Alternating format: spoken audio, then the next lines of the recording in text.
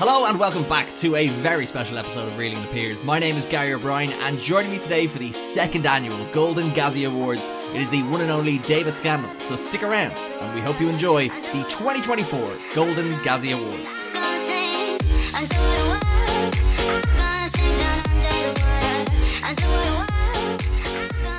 David, it's here. It's the most magical time of year. It's Christmas time. It's Reeling the Peers, Golden Gazzie's time. It's January. So I re-listened to the one from last year, and that's how I opened it. So I think I'll just say that every time. Say it no matter when we do it. Every time I'll just say that. It's Christmas time. It's Reeling the Peers, Golden Gazzie's time. Okay. Yeah, fair. So if we ever move these to spring, or summer, like the FIFA World Cup got moved around, we're in trouble. Okay. We've got a lot of logistical issues. You can't just change that intro, no? Yeah, it's already locked in. Okay, yeah, that's fair. It's like that one you do that's on the cup. You can't change that. It's on the mug. Yeah, no, I've changed that already. Oh, have you? Yeah. Really? Yep. I didn't notice. It's a bit different. Yeah, no, you don't notice a lot of things about the podcast, David. You didn't even notice it was my birthday today. That's not true. Yeah, I really am struggling what time is. Anyway, hello! Here we are. We're both in our suits. Yep. We're both high on movies. Oh, big time. I'm always high a on year movies. A year full of movies. Yep. Full to the brim. Ready to give out some awards. Yep. So for people who don't know how this works, is we hand out our awards. Yeah. The Academy votes on it. The Academy is me and David. And we are not open to input. Like we asked people to give us who they thought would win the last week. Okay, but that's fun. That's good for you. That's cute. You think you can pick these movies? Get your own award show. Exactly. When you have your own award show, you can then tell me who you think the best Gary in a motion picture is. We didn't do that one last week. See, those people are so behind. We're ahead of the times. We're thinking ahead of them. Yeah. You won't get these awards in Hollywood. I can guarantee, this is a Reeling of the Peers guarantee, you are not going to get an award show like this anywhere else in the world. Whoops. Unless you're sitting on an 8-hour bus through Morocco where the people behind us have to listen to us think of these nominees. Yeah. So they know who's won already. They're actually ahead of us. Yeah. So, there's maybe one other person out there who But that's just time difference. Because Morocco's like, 15, 17 days behind? Exactly. So we're good. Yeah. We're absolutely good. We're absolutely fine. So if people want to jump around, there's time codes for each of the awards. We also have a poll, I believe, or a Q&A thing in the episode on Spotify where people can tell us what they think the best movie of 2023 is, but also what they're most looking forward to for 2024. You can also comment on the YouTube video if you're watching it there, and I don't know how else you can engage with the podcast, but give it a red hot go. Just don't come to my address. We've got some awards, like I said. We're doing our movie of the year, Poovie of the year, best actor, hidden gems, best Gary in a motion picture. I'm looking forward to that every year. But before that, I thought we'd have a quick little back and forth on 2023 as a year for movies. Yeah. Personally? Yep. Under par. I think so as well. Yeah. I look back on 2022 and I was like, that was a cracking year. Now, I understand there's the strikes this year, so some things got pushed, but mid. Yeah. Although, I will say, I don't think that we've had a summer as momentous. That's true. As this one. Mm-hmm. Mainly down to two movies. Yeah. The Outlaws and They Clown Tyrone. Both out on Netflix. So I think Barbie and Oppenheimer. Sorry, yeah. So I think when you take those into account, but like everything around that was a little bit poo. Yeah, definitely just a few months of just definitely the back half of the year. It kind of just a lot of faff. Yeah. Where the biggest movie everyone was looking forward to was Napoleon. Jesus. Yeah, it was a bit grim, wasn't it? Yeah. But other things I noticed in Hollywood this year, David.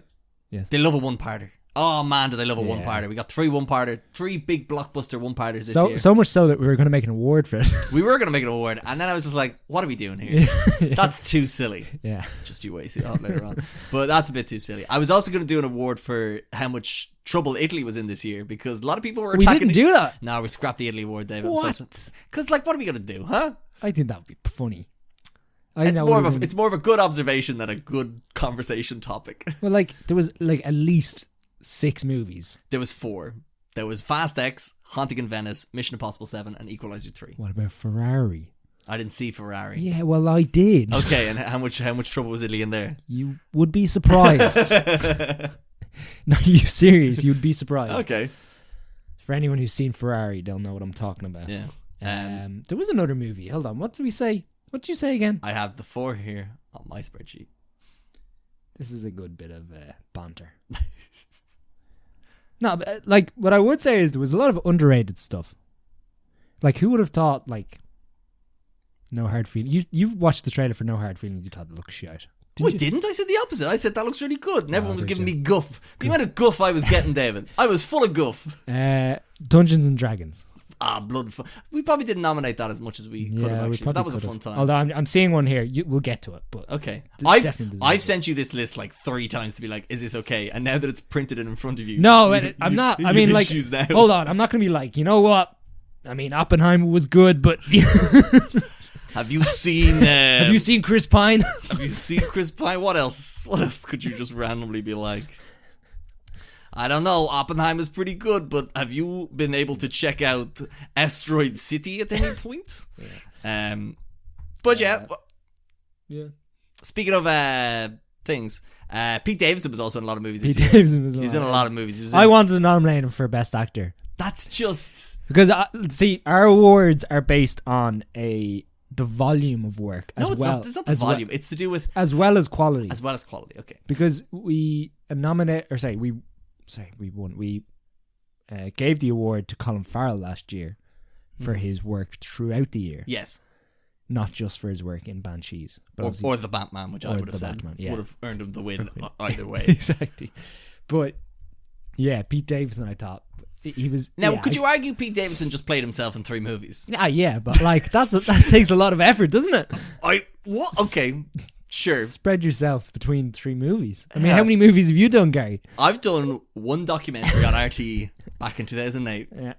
And that tuckered me out. I've been taking a rest since then. But no, we've had some... I think the thing with Hollywood now is that you have movies that are making millions and billions, and you have movies that are very good quality that don't make a lot of money. The problem is that the middle tier, a bit like, art reflects reality. The middle tier of society is kind of, or middle tier of movies is kind of going missing, kind of going a little bit grey. So I think we've lost a lot of those kind of middle tier movies, ones where there might be up to 50 million budget. But like, unfortunately, those movies can't survive because they'd have to make over 250 to actually break even. Sure. So tough times. Just something I've noticed. Even for looking at the nominees, foreign movies as well. Actually, there's a lot of good foreign movies this year. That was another thing we haven't looked at.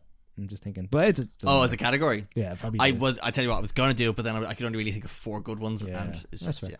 No, that's fair. And I think we've covered all the good ones anyway. Yeah. Except for one. No, there was a big omission this year when I was coming up with some categories and nominees, and that there was no real David and Gary movie this year. Yeah, that's another thing.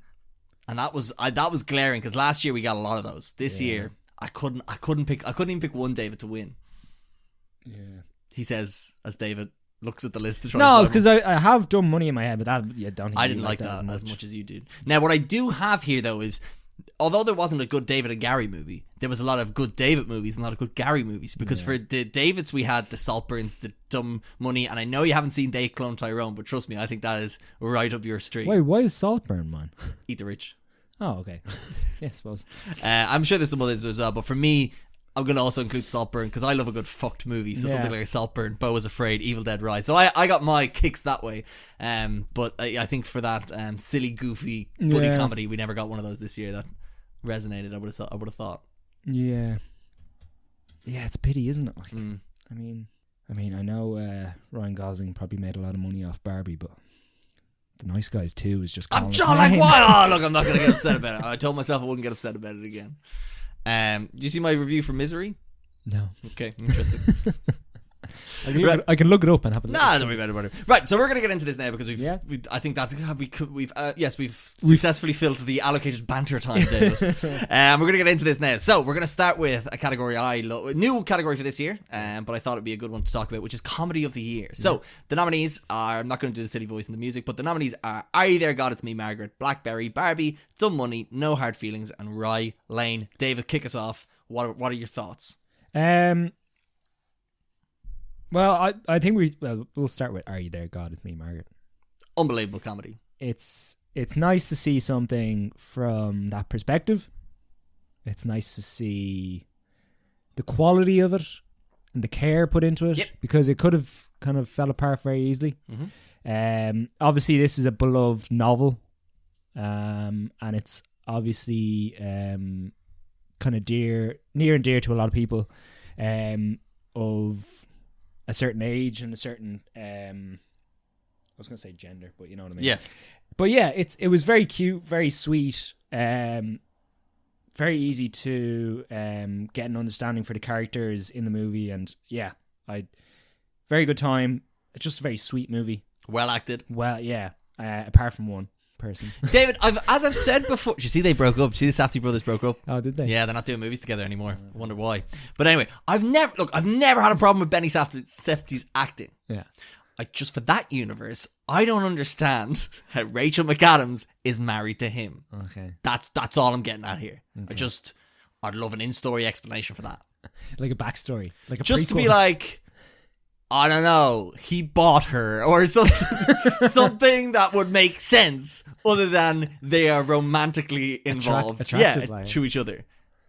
The one watcher here is just like, I don't buy it. Okay, no, that's fair. And I suppose there's been so many movies of young boys. I feel like the first one that comes to my head is something like the was it Good Boys, wasn't it? Good Boys, like Super Bad, yeah. Incredibly Close and Extremely Loud. Yeah, all that stuff of like going through puberty from a boy's point of view. Whereas I feel like now with this, and last year we had the Red Panda movie. Turning Red. So close. Also 8th grade a bit from a couple of years ago as well. 8th grade, yeah. So it's beginning to turn. And this is one with a bit of Oscar buzz. Yeah, big time. And that's what I love about it as well. Great child acting. Yep. Just a good time all around. Also Lionsgate giving us that screener. Yeah, love Lionsgate. Top notch production company. Yeah. And speaking about a movie with a lot of care and consideration, Blackberry. Blackberry, another great, Blackberry was another good one this year for not only the performances of the main two guys. There was also the third guy, but I'm talking like Glenn Howerton and what's his name? Jay Baruchel were top notch in it. There was another guy in it. I think, was he the director? Could have been. I think so. He's pretty good. Could have been a writer. I should look up his name, but he's pretty good as well. But those two guys carry that movie. The period setting, the songs, and also how it's 3-act structure about how this invention was, initially formed, how it then skyrocketed into popularity and then came crashing down. But an unbelievably funny, witty comedy, and a lot of the comedy comes down to Golden Gazzie nominated actor Glenn Howerton. This unbelievable sort of bulldozer of a performance to that movie. It's just so laugh out loud funny. Every time he walks into a room, it's like everyone's on edge. Yeah, and it's like he's almost that father figure to Jay Baruchel's character. He's just and as you said, I think we talked about this when the movie came out. We seen it. He's like, it's almost like just taking control of all these nerds who have absolutely no drive to do any work. Yeah. And he's like, what are we doing Wednesdays. Here? What are we doing here? Yeah. Do your job. Do your job. Exactly. Yeah. So he's bulldozer for character. And then it turns as well, because third act he takes a turn. Let's just say. Yeah. Yeah. But that's what the comedy peaks in my when the tragedy is the highest, that's when the comedy peaks in that movie for me as well. Absolutely. I don't know if you want to talk. See, do you want to talk about other movies later on? Well, I think we could do. Well, look, all these are going to pop up later, so let's get through them now as well. So, Barbie, very funny movie. Yeah. Movie of the year to a lot of people. Yeah. Definitely from a box office perspective. Absolutely. And I think Letterboxd put up their Wrapped thing and said it's the most rewatched movie this year. Meant a lot to so many people. I think it's a good scrant. It's fun. It's a fun time. Yeah. It's very funny. I think that's what it's got going for it. It's a really, really funny movie. I think as time has gone on, I think, not that I've resented it over time, but you know when people keep telling you something's great and you're just like, that doesn't sit well with me. So there's a part of me that's like rebelling against it. But no, I went back and listened to us talking about it. And I was like, I do agree with that guy. Also, he sounds so handsome. It's a shame he's talking to Gary. And yeah, I think it's just really, really funny. I think over time, I think I've kind of said to myself, it is not the same joke over and over again, but it's that message over and over again. And when you look at it from a plot perspective, it's actually not a structurally sound movie in my opinion. But I do think the comedy top notch. Performances, Ken, Margot Robbie, Will Ferrell, I also think is good. So my biggest thing about it is I would have liked to have seen more in the real world. Yes. And I feel like that is where the comedy was at its best. Or vice versa, see more people in Barbie Land who are... You wanted a fish out of water. Yeah. You didn't care what water it was or what fish it was. So long as that fish was in water, it's not used to. Yeah, exactly. So yeah, I was a little bit disappointed that way. But what I will say is like there's a lot of situational humor. There's some great narrator kind of jokes in it as well, which I could have used more of. But yeah, overall, it's a very fun time. Good message. Lighthearted, nothing too heavy, which is good, but no, it is pretty heavy actually. I was about to say when you think about it.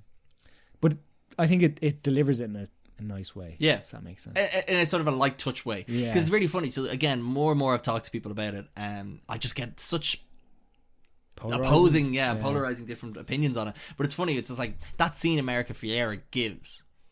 I found it quite interesting because, like, geez, I've seen nothing like that on the big screen before, and that's interesting and that's cool.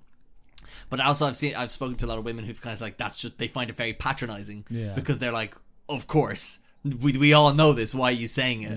But I think it was more important to get that message on the screen, so then it's like, right, it's on the screen, move on from here, rather than just talking about it in social circles. But anyway, my point being, some people have reacted different ways to it, but I can honestly say the comedy, top notch. Yeah. The other person I was going to mention there is Kate McKinnon. A lot of movies I've seen her in recently, she's doing her same old shtick. This time, I don't know if she's doing the same old shtick, but she is doing it better. It makes more sense because of the character she is. So I liked her. Yeah, like, very fun time. Just like, I think personally, and we'll get onto it, it's just missing a little bit for me. Yeah, that's why it's. I don't want to say it, but we'll get. Well, people know it wasn't nominated for Movie of the Year. Anyway, oh, sorry, because they would have listened last week. So sorry, that's why shit show that was. That's personally why it's not nominated. Sorry, I didn't want to ruin it, but it's not nominated. Yeah, for best movie of the year. Yeah. Oh no, not best movie of the year. I've been very particular about how I phrased these category names. Nothing is the best or worst. For these are just our comedy of the year. The EEAAO award for movie of the year. Yeah. For everyone at home, that's the Everything Ever All at Once. So we had a running joke that I would keep the names of the winners last year and call it that award. Now, the main reason I did that was because I wanted to have the Jimmy Fallon Award for Worst Actor, but he didn't win last year, and Michael Flatley did, and then I decided not to do the category this year, so it's all kind of been for nothing. Yeah. But we're here having a fun time. Exactly. We could always incorporate it back in once we see. Once we see a bad one, then same way with David and Gary movie. Once there's a couple of those in, we'll bring it back. But this year, nothing met the quota. Yeah. Dumb Money. Fun time. I had a great time. Again, it's similar to Blackberry. It's set in that period of kind of mid 2000s. I suppose more late 2000s. But anyway, very fun time. Different in terms of it's the guy who did Pam and Tommy. Craig Gillespie. Did I Tommy as well. He has a very kind of unique style of like flashy kind of comedy, and like he incorporated a lot of memes and stuff, or a lot of YouTube kind of segments into the movie, which were obviously a big part of the whole narrative in terms of the GameStop stock, which I enjoyed. Personally, I found Pete Davidson in this was probably his best performance of the year. And again, I know some people can probably find him quite annoying, but I thought he was a light touch in this. I thought he's honestly the best part of the movie because all the other performances are fine. I think there is a lot of characters in this that it's less about the What they comedy represent. and more about what they represent. Yeah. But he's just in there having a good time. Yeah, he's just kind of, and is he involved? He is involved towards the end, isn't Yes. he? Yeah, but he was a bit, very silly. But yeah, I like, it was more just about the narrative sense of it. There's some scenes that they're taking the piss out of like the quote unquote rich guys or the stock market guys, and that was the other thing. Sebastian Stan's character is very funny in that he plays the Robin Hood guy. But there's a lot of stuff like that where it's again kind of situational humor, and because I think it's more like it is. This would feel. I think this would feel less funny to us if it was more out of context. If it was more kind of earlier in time. Yeah. But I think because we're so kind of aware of that kind of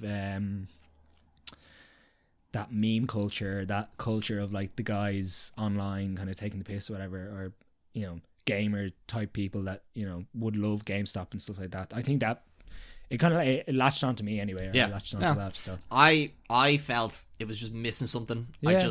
It didn't click with me. But this is for the comedy. What was the best comedy? That best part of that movie was some of the jokes and memes, and like you said, speaking of comedies, no hard feelings. Yeah. This movie for me, I love it.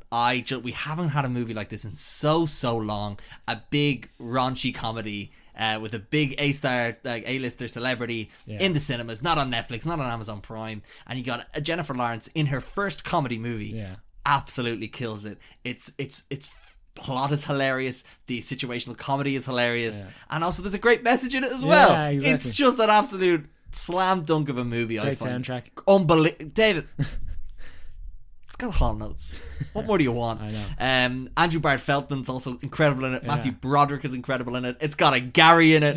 It's such a, and I feel like anyone could watch it. It's just stick it on. It's a great little comedy to watch on Netflix or whatever like that. Really surprised. Again, people were like, the trailer looks shit, and I knew there was something. I could play the clip, but I'm not bothered. What I will say is Hollywood has kind of stepped away from those comedies with like one kind of big star in them. So the first thing that comes to my head is like someone like Will Smith in like Hitch or something like that, or any Jim Carrey movie from the 2000s. Yeah, exactly. Something like that where like you have an A-list star and then like everyone else around them would be small enough, and it's just kind of focused on them. But obviously it's a thing now Hollywood has gone away from. But I think this is kind of bringing it back. But even saying that, like there was a lot of the side characters of, you say Matthew Broderick, played a small part in it.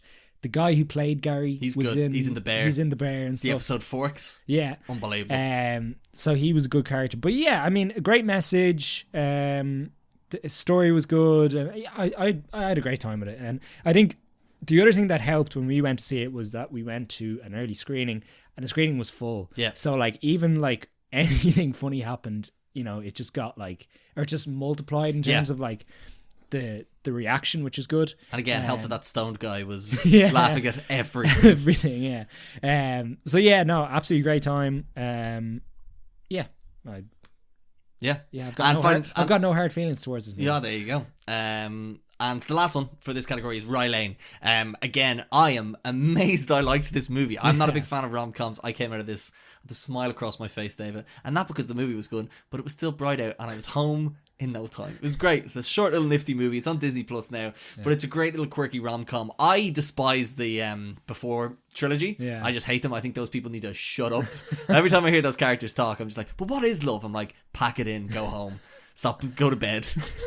These guys, I could watch these guys rock around London all day. I want a trilogy of these types of movies. It's basically a boy meets girl, and they just go walking, and then they learn a bit more about each other. And their backstory is laid out to us in a both a visually compelling but also a comedic way. Yeah. It's a great little nifty movie. Yeah, unbelievable performances. Love the background stuff, especially walking through the streets of London. There's a few interactions they have with other characters, which is fantastic. Like they feel very real, well-rounded characters, which is good. And if with a lot of movies, it can sometimes feel like the character is only realized when the movie starts, and then like doesn't exist when the movie ends or after the movie ends. Whereas I feel like these characters, there's like a certain depth to them that like, they've had a story beyond what we actually see, which is great. And both scary. Do you wave at boats? I'll wave a boat. I'll wave at a boat. I swear to God, if a boat waved at me, I'd report it to the police. We were in Paris. People were waving from us. Were even waving at us from boats. Now, David, were we in Ireland jerseys and they were in an Ireland jersey, and we were had that sort of mutual connection of like, yeah, but they were on a boat and we were not. Okay, had I consumed a large thing of beer before that? Maybe. Okay, so if I get a bit tipsy, I might wave at a boat. Yeah. But stone cold sober, you're not getting a wave out of me for a boat. Okay. Not even if it's on the sun. The sun. Okay, fair. Right, we better pick one here now for comedy of the year, David. Comedy of the... Yeah, I think the only real option, if we're sticking to our principles... Comedy of the year. No hard feelings. Absolutely, lock it in. Congratulations to No Hard Feelings, comedy of the year. Great, love it. Right, this is a new category, and it's not on your little sheet there. Yeah. This one's called It's a Bird, It's a Plane, It's a Shit Superhero Movie. There was a lot of bad superhero movies this year, David, and so I've decided to bring it into conversation about what the fuck's going on with these? Why are they so shit? And let's stop making them. Yeah. So the nominees are Ant-Man and the Wasp: Quantumania, Aquaman and the Lost Kingdom, Blue Beetle, The Flash, The Marvels, and Shazam! Fury of the Gods.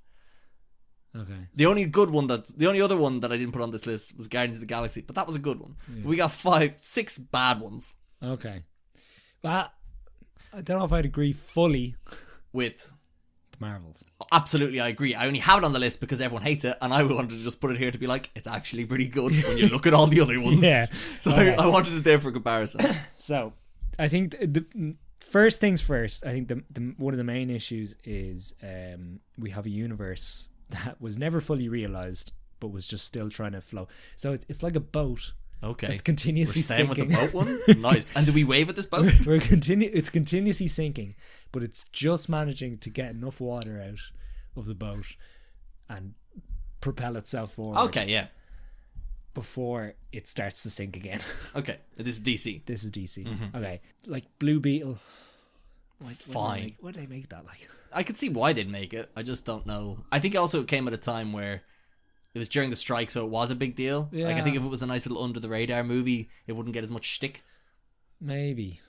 But yeah, I feel like that's the type of thing you do when your whole universe is realized. Yeah. And maybe you could have brought someone in, like a bigger name in alongside him or something like that. But or you could have got a big actor to play. Well, see, it was meant to go straight to Max. Yeah. So I can somewhat understand it from it's a streaming movie kind of thing. Yeah. But still, they put it in cinemas and they made us watch it, and that we went to go see it. Yeah. In terms of three. Yeah, there was 3 other. So there was 4 DC movies this year. 1, 2, 3, 4. Yeah. Okay, Shazam, that was muck. It's fine. That last scene was good. The last scene was pretty cool, but like Lucy Liu was so bad. Yeah, she would have won worst actor. No, but like, I mean, you've taken what was a great concept in the first one and kind of ruined it. This is Shazam. Yep. Yeah, they just overstuffed it then. And just like, I think... It would have made more sense if it was like... And I know this is very cliched, but if you had had him in school... If he's in school, but he has to balance being in school, being a superhero... Yeah. Being with his... Or being around his mom and dad or whatever. Yeah. Like, but no, the 2 space ladies need the seed to transwarp the Earth into a planet. I feel like they're just going like 5 steps too quickly or jumping, whatever. In terms of the other like, I'll get to the Flash. Well, we don't need to cover it here. We'll talk about it all I'll say about the Aquaman is fair play to them for adding those Guinness, because that got a good chuckle. I love it. That got a good chuckle out of us. Because it was in there like 3 times. Slamming down Guinness every time you see him. It's great. Him and his dad. Like, yeah. Well, I mean, what else can you do in a lighthouse? That's true. David, I've been in the lighthouse. Not much. Yeah. And then the Flash. I mean, I was trying to see here. Do we have it? We don't have it down for Poovie. Yes. Okay. We can come to that later. Again, I've sent you this list so many times. I know, yeah. But personally, it's bad. Yeah. And we knew it would be bad. No, but it shouldn't have been bad. I know. Once you see the trailer, you're like, oh, that's bad. Yeah. Well, no, once you see the trailer, you're like, oh, that's bad. And I know the entire plot. Yeah, the plot of the movie. Yeah. But it shouldn't have been bad. Like, that as a concept, I think could work. Okay. But, yeah. again, I think you're, like you said before, they're just going 5 steps too fast. Where Yeah. this is something you kind of do when the universe is a bit more established. Yeah. It's like they went Superman, then Batman versus Superman, then the death of Superman. No. Suicide Squad in there somewhere. Yeah, okay. No, sorry, I'm just thinking of like Superman, then Justice League. Yeah. I'm sorry, Then Justice League again. then Justice League. We'll do that again. We'll take a mulligan on that one.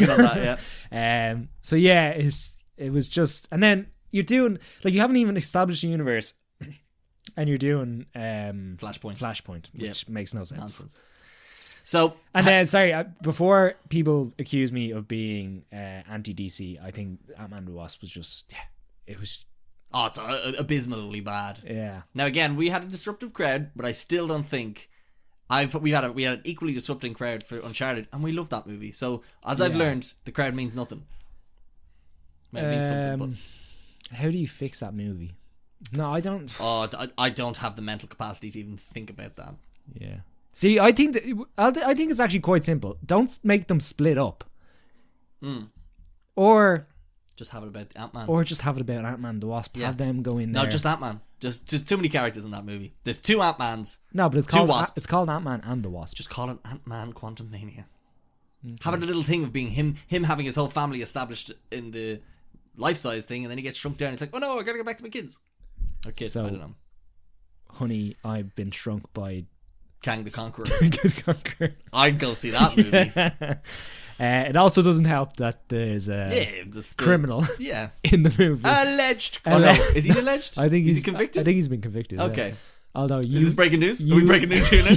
You listen to that podcast, so the Cat Williams one. Okay, I very rarely do this, but if anyone wants to listen to another podcast right now, I forget what it's called, but Cat Williams came out with some crazy stuff. Oh, this would be a couple of weeks ago now, but came out with some crazy stuff a while ago. Yeah. So sorry, have we gone through? I know you said we wouldn't go through. Yeah, look, okay. I think so. I've named it. It's a bird. It's a plane. It's a shit superhero movie. What is like the most like? Oh my god! Look, it's so shit. You know what I mean? Like what is exclamationally bad? I don't know if that's a sentence or word. Bad movie here. I think it's either The Flash. Yeah, I think or it is. Ant-Man. I think saying it is Flash. The Flash wins this random award I've made up. I think it's only fair because we said that from the. So it's funny, this time last year you said that was your most anticipated. No, movie. I said another movie was. I just said I can't wait for this to see how fucked it is and how because every week there was new news about who was in and out and if it was going to be made, and then there was a criminal in that movie as well. There is a criminal in that movie. So like. There was is there a criminal in all these? I don't know. Let's just say Susan Sarandon's acting was criminally bad in Blue Beetle. Yeah, there you go. There's another person who was in the running. It was actually, I noticed it was going to be 3 superhero bad guys were going to be nominated in Worst Actor. So, anyway. Right, we give this the Flash and move on. Moving on to Animated Movie of the Year, David. Oh, yes. So the nominees are The Boy and the Heron, Nimona, Puss in Boots, The Last Wish, Spider-Man Across the Spider-Verse, Suzume, and Teenage Mutant Ninja Turtles, Mutant Mayhem. I was just going to say, we probably won't talk about Spider-Man here because we'll save it for later. It's in Movie of the Year. And that's it, isn't it? Okay, I'll just go quick run. You haven't seen Boy and the Heron. Nah, I'll get around to it. So The Boy and the Heron is great. Like it's a Miyazaki movie, and it's really well rendered. Everything's great about it. My biggest issue with it is that for 75% of the movie, or even like 80% of the movie, you're like, the kid is on this quest and you feel like it's going in one direction, and then at the end it takes a turn, and I liked the idea of the turn, or like I liked the idea of what they were going for in that turn, if that makes sense, or the theme of it. The problem was I would have preferred if that was more embedded within the film itself. So and then I've heard people say, this, when you look at the trailer and stuff, and when you look at the title, it seems more like an kind of an adventure movie rather than what it is. It's more of a one of those more old school Studio Ghibli movies, where it has a little bit more depth to it. So I had a good time with it. I feel like there's a little bit too much going on with it. But absolutely, animation is incredible. The voice acting is really good as well. The English voices they've got for it were really good. That same old kind of weird. There's a lot of gross stuff in it. Yeah, like James Gunn stuff. Miyazaki loves So I enjoyed that stuff. But yeah, probably not as good as some of his other work. Just I feel like it was a little bit cluttered. Speaking of an uncluttered movie, Nimona, straight and simple, really A to B, no problem, fun time, great adventure movie. Bit of a message in there, but it's not overburdening. Great voice casting, great animation, and just a really fun world to be in. I definitely under the radar for sure. And I think one thing actually I mentioned about all these movies is, isn't it cool that they're just all different types of animation, which I think is really, really interesting. That it's not the same Pixar-y, Disney, exactly, DreamWorks stuff that we've been getting for years. For the last couple of years. These are all like unique styles. And as I joked about last week about people being overworked and underpaid, like I hope with more competitive nature of this market, I hope these people get paid the right amount for the work they're doing. Because both as they're technically very well gifted and skilled, but also creatively too. So yeah, Nimona is a great example of that, and how it's a passion project of it was more of like it was a fan dream of a movie that was being passed around and finally got made, so that was great. Puss in Boots: Last Wish, again, like, who would have thought the sequel to the spin-off of the Shrek franchise would have the emotional depths that it did, but or then also the action packed, action nature of it, like, it was incredible. Voice casting, a really, really fun time. Scary villain as well. That villain, spooky, scary, David. We're all afraid of death, but I'm afraid of that wolf more. Suzume as well, beautiful looking, incredible. Like, again, probably not one of my more favourite movies of the year, but there's a lot of guffy bit in the kind of third act, but unforgettable none the same. Yeah, exactly. Or nonetheless, sorry. And then, like, with the Teenage Mutant Ninja Turtles, firstly, I think the animation style is just so different to anything we've seen before, but also great to have, like, actual children playing the turtles. You know, you're a big fan of child labour, but like, they're actually teenagers, which rather is good. Than like Johnny Knoxville. Yeah, exactly, which doesn't make any sense.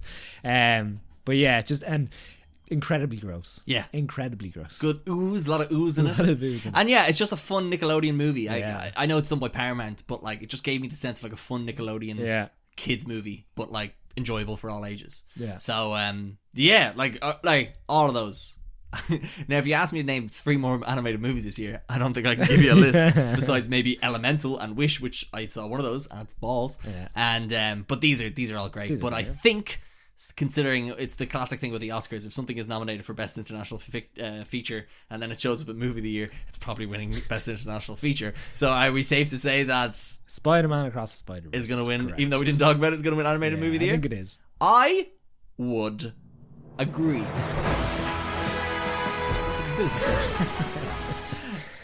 Moving on. Happy to move on? Yeah, go for it. Let's go. We're now talking about the Jurassic World Dominion Award for Visible Garbage. I knew these names would be good in the end. Yeah. So what we've got here is Air, Ant-Man and the Wasp, Quantumania, The Equalizer 3, The Flash, Killers of the Flower Moon, and The Little Mermaid. For anyone who's not aware of this concept of what visible garbage is, it's the opposite of a hidden gem in something that is overbloated from a marketing perspective or from a sort of a general popularity side of things, but it's just ultimately bad. Also, there's points for if you have all the means for success and absolutely blow it as well. So something like Killers of the Flower Moon, which has Scorsese, De Niro, what else? Leonardo DiCaprio, Lily Gladstone, Brendan Fraser, and a really interesting story, but just make it one of the most unwatchable pieces of trash I've seen this year. It was too long, and I know people are like, well, Gary, learn how to get a better attention span. And I say to that person, I'm moving on from this conversation because you're boring me. But I also say that movie, in my opinion, is told.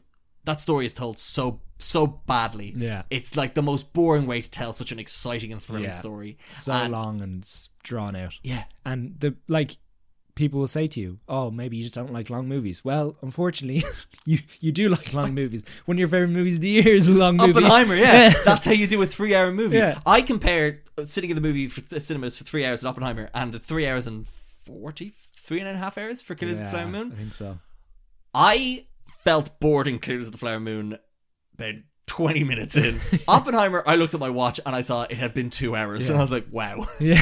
Do you know what I mean? And then you were just like, I can't wait to see what happens in the next hour. Exactly, yeah. So I love a long film, or That's a great 3-hour movie that I'm always talking up. Yeah, Is it bright and flashy, and does it keep me entertained? Yes, maybe it does. Is there a lovely dance scene? Is there an Irish actor? Yes. It's the thing with the Killers of Flower Moon is that I feel like it's been so overrated. So I completely agree. So, you said it best in the sense of if it wasn't Scorsese, people wouldn't care. Or if it wasn't Scorsese, De Niro and Caprio, like what would people be saying about it? Or if it was the type of movie that came out straight to Apple TV, it wouldn't even be talked about. No. So yeah, it's more the kind of that sense that we added it into this category because it's like I've seen it on so many different lists about top 10 of the year, whatever. And not for me. No, and I think it's right. It's here. Yeah. We also have Air. That's another movie that I cannot comprehend how people find it. Like there's Oscar buzz around it. Yeah. What? No. I think it's a really boring movie with needle drops that make you think it's more enjoyable than it is. I think people I believe are acting in that movie. Yet sources are yet to confirm. But Matt Damon is just being Matt Damon. I think Matt Damon is Matt Jason Damon. Bateman's just being Jason Bateman. Who else is in that Ben movie? Affleck. He plays Ben Affleck. I will say Viola Davis. Viola Davis is great. But just in the sense of like the movie you spend 2 hours. Is it 2 hours? It's about 2 hours, yeah. It spends 2 hours being like, I wonder if this shoe deal will go through. We know it's going to go through. Give me any bit of information that makes this exciting or thrilling. Give me a small detail that means I worry about it. There's one scene where Viola Davis is like, I'll only do it if I get this %. And then Matt Damon's like, no, I'm not sure I can do this 1% thing. Let me ask Ben Affleck. Ben, I'm so close. Can I have the 1%? Yes, you can have the 1%. Go get the shoe. And he's like, okay, that bit of tension lasted 2 minutes. But even the whole narrative is based on that Ben Affleck's character, Bill Berman. What's his name? Jeez, you know the name? Fair play. No, sorry. No, that's not Bill Berman. It's Phil Knight. Yeah. Phil Knight runs Nike. The basketball department only has a certain budget. They want to build this shoe for Michael Jordan, but they don't have the budget for it. So, we don't have the budget. What do we do? And by the end, it's just like, we have the money. Yeah. So, like, what's the... And again, we know, the shoe is going to be built. What would make more sense if they went through the process of actually building the shoe? What are we going to add to it? What are we going to make that's going to make Michael want to join us? Yeah. What's the whole thing with the color? Like that was interesting. I found that interesting. Yeah, but there's just so few and far between. Now, don't get me wrong. I'm not saying I want to see a movie about how a shoe is made. Yeah. I'm just saying that could have made this interesting. Yeah. Or it's just like the whole thing of the tension around whether Michael will sign or not, and like. There's no tension behind that. We know Michael signs. Yeah. And it's not even a peppy underdog story. Yeah. It's Nike. They're still the biggest sports company in the world, but their basketball division is doing shit. Yeah. And then like at the end of the movie, it's like Michael Jordan made $70 billion from these shoes, and we're like, good for him, I guess. And then and Phil Knight's a pretty good dude. Exactly. It's just such balls. Yeah. I honestly can't. And the problem is that this movie has been produced by all of those people. Yeah. And you can never... Did you hear about the budget? No. Oh, this is great. So, an executive from Amazon went into the meeting with them and said hey, how much will you sell this for with the budget? And then Matt Damon or one of the guys said something like 90 million. And then, or I can't remember how much, the budget was insane, wasn't it? It was like 90 million. Yeah. And then the Amazon executive was like, absolutely, yeah, sealed, give it to us. And then went back to Amazon, and then the Amazon people were just like, why did you spend that much money? That's not going to cost that much. And then Matt Damon and Ben Affleck were like, we'll just keep all this extra money then. we'll make the movie, but then we'll just get utterly rich. Because they didn't need 90 million to make it. Of course. So they just kept the money. They're producers. Oh, wow, okay. Class. Good for those boys, but bad for us in terms of I find it abysmal movie. Yeah. And again, I just think for everything that had going for it, you have the rights. Yeah. Michael Jordan let you make the movie. Nonsense. Speaking of, we talked about The Flash. Yeah. I put The Little Mermaid in here. I know you disagree, but it's more to reflect Disney's just decline. Yeah. In that they've been banking on these live action remakes for years now, like Aladdin, Beauty and the Beast, all making billions of dollars and whatnot.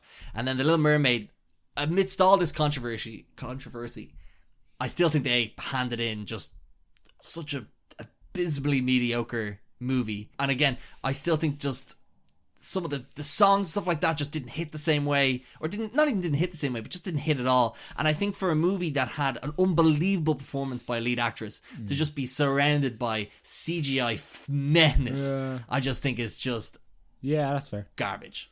And also the Lin-Manuel Miranda songs. I don't want to hear Aquafina rap ever. Okay, that's fair. Did you like the Scuttlebutt? It's fine. Okay, garbage. Yeah, okay.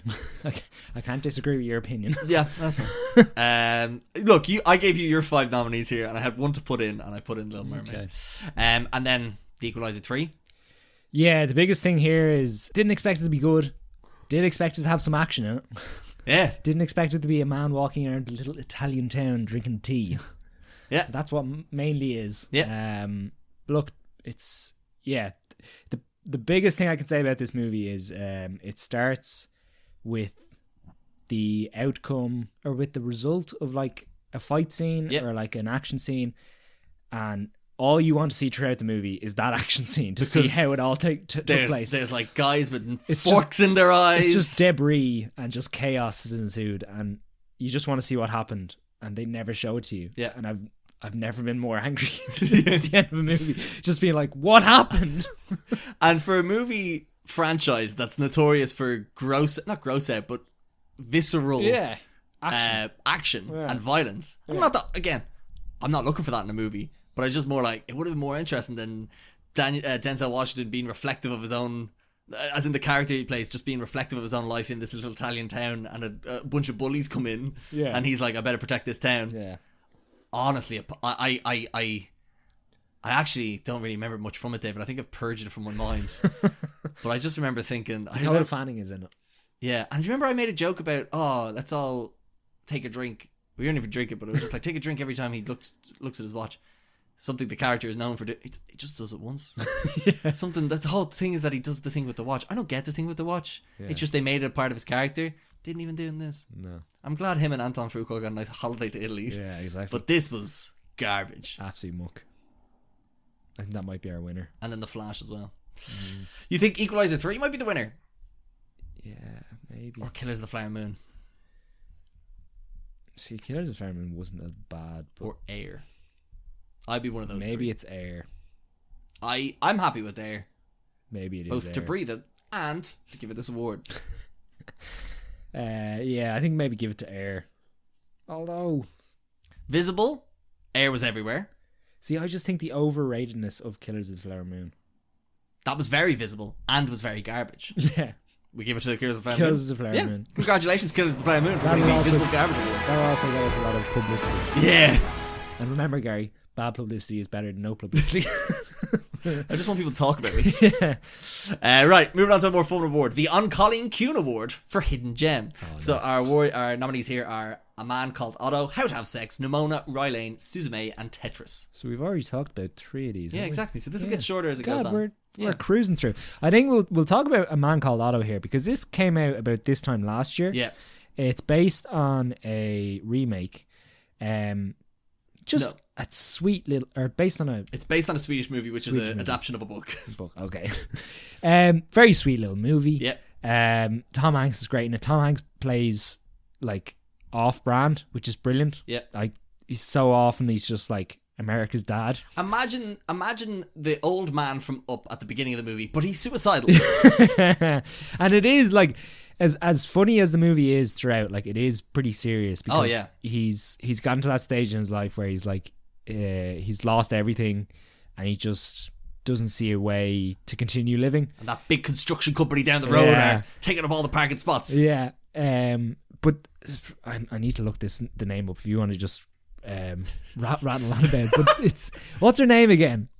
The girl who plays your one. Mariana Trevino. Yeah, she's brilliant. She's incredible. She brings a lot of emotional weight to it, and she kind of digs in deep into or breaks down Otto's kind of external armor, which is brilliant. Again, some brilliant kid acting in it. Yeah. Kids weren't annoying. No. And a good message about community and your neighborhood. Look after your neighbors, and look after your neighbor's cat. If a stray cat comes along, look after it. Great time. Unbelievable score. Yeah. And I've watched a lot of Mark Forster's movies since A Man Called Otto came out. And man, he is a master of just manipulating your emotions with a good score. I know. So between that and I watched Christopher Robin, Monsters Ball, Finding Neverland, all movies that just have it. Oh man, you ever watch Finding Neverland? The scene of Johnny Depp and little boy Freddie Highmore on that bench, it'll break you. Have you seen it? No, I know the scene. Okay, it's gonna break you. Okay. It's heartbreaking. But Niagara Falls. oh mate, and then also another movie of his that made me cry, and I was just watching it and just thinking to myself, I am so deeply moved. It was Quantum of Solace and how they just ruined the franchise like that. Why does he have to water?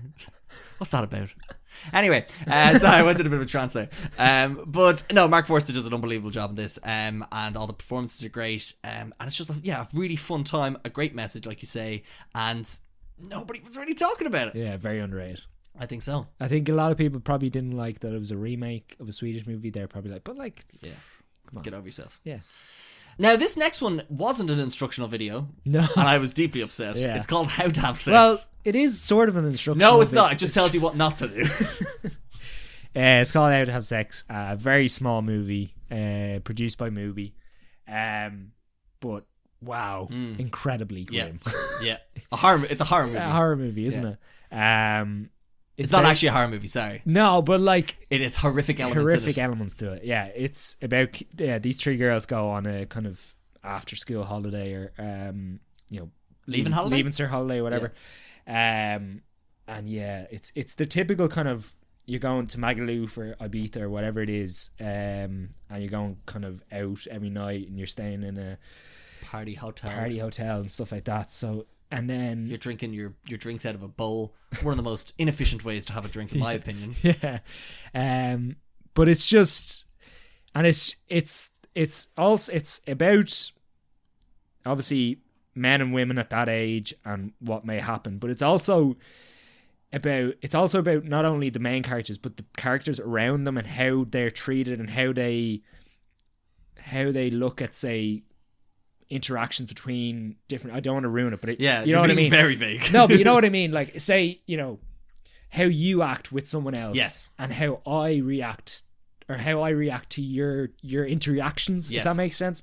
So, and especially at like a young developmental age where you are quote unquote kind of becoming an adult in a way, and people are at different stages, both maturity and stuff, and how people are grasping to what the norm is and how one should act and how one should have sex, and what that entails, and the sort of the and it's so not black and white. It's so grey, and it's kind of vision, because it doesn't paint anyone in like directly bad light. It doesn't paint anyone in directly good light, but it's just each character has good and bad pieces of them, and shows that we're all vulnerable. We're all in certain places that can cause issues, whatever. But incredible, and like it's one of those ones that it's uncomfortable. Yeah. But it's necessary, if that makes sense. Yeah, I agree.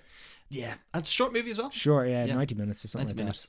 Definitely worth sticking on, and for young people as well. I definitely think it's something you should be throwing on maybe 50 or 60 or something like that in schools, and getting kids to kind of have a look at it, and it could be something you talk about. It doesn't have to be something you study, but it could be something you just have a chat about. Because there's even behaviours in it that would be so overt, but we wouldn't necessarily see the sort of consequences. But the movie kind of allows us to, again, try not to spoil too much, but again, the movie sort of allows us to be able to sort of understand those consequences from different characters' perspectives. Exactly, as well. So that's definitely a nice hidden gem. Nimona, we've kind of discussed that as well. Rye Lane, we've discussed that as well. Suzume, like we said at the time, I don't really want to explain what it's about because it takes a lot of twists and turns. So if you haven't watched it, if you're a big fan of anime, it's done by the guy who did Your Name, I believe, which is a big movie from what I've heard. So they say. So they say. It's probably won an award or two. Not a Golden Gazzie, which is something. But so that like again, really visually and morally interesting sort of animated movie. Makoto Shinkai. Yeah, that's his name. Sorry, go on. Yeah. No, that's what I was saying. Again, I don't want to say what the plot is too much. No, but yeah. Check it out. Watch the trailer. See what you think. Get a bit. Yeah. And another movie, Tetris. Fun time. Great little fun time. Similar to Blackberry in a way. Yeah. A good, nice sort of a corporate drama thriller. I don't know what you say. Sort of espionage. A bit as well. espionage. A great performance by Taron Egerton. And great score. Yeah. I don't know if you did you like the special effects or you didn't like the special effects? I didn't like the special effects. I thought I liked it. I just added a bit of different element to it, but yeah, it's good. A very fun time on Apple TV Plus, where all the best things hide. Somehow that's true. Yeah, except for Napoleon and Kills the Flower Moon. But everything else on Apple TV. Look, Apple TV don't pay me. But if I was to say which one has the best percentage of good quality content, it's Apple TV Plus. Severance. Ted Lasso's first 2 seasons. A lot of good stuff there. Yeah. Monarch. Did you finish Monarch? Did you start No, Monarch? I never even started it. But is it worth it? I'm not digging it. Okay. It's fine. What's... I've heard it's good after episode 4, and I'm currently... I've finished episode 3, so give me one more episode. What are the Russells like? Not in it as much as you think, but pretty good. Because I would have hoped they were like the stars of it. But they're not the stars of it. I actually kind of prefer that because there's other characters that are more interesting. Because the Russells are kind of in it for just name recognition. Yeah. Okay. But I'm not like, give me more Kurt Russell. Oh, okay. I thought, okay. I'm not like, anyway, again, I'm only 3 episodes in. I watched a movie with Kurt Russell recently. Watch? Deepwater Horizon. Oh, no. And no, he was the best thing about it. Oh, okay, there you go. He's just very... he's just very like commanding and there you go. What's the word? Charismatic. Yeah, charismatic. There we go. There you go. God, right, fucking big idiot. So, hidden gem of the year. What are we thinking? Yeah, see, like in terms of, so this for me, this comes down to Roy Lane versus How to Have Sex. Personally, okay, because I think A Man Called Otto. You have Tom Hanks. Yeah, come on.